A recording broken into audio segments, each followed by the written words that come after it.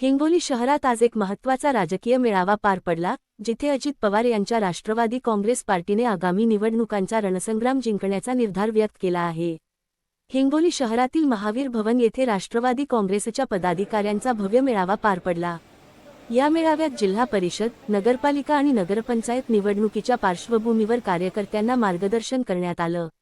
या मेळाव्यासाठी महाराष्ट्र प्रदेशाध्यक्ष सुनील तटकरे, माजी मंत्री धनंजय मुंडे, राज्य महिला आयोगाच्या अध्यक्षा रुपालीताई चाकणकर, आमदार विक्रम काळे, आमदार राजू नवघरे, जिल्हाध्यक्ष बी.डी. बांगर आणि रामदास पाटील सुमठाणकर यांची विशेष उपस्थिती होती.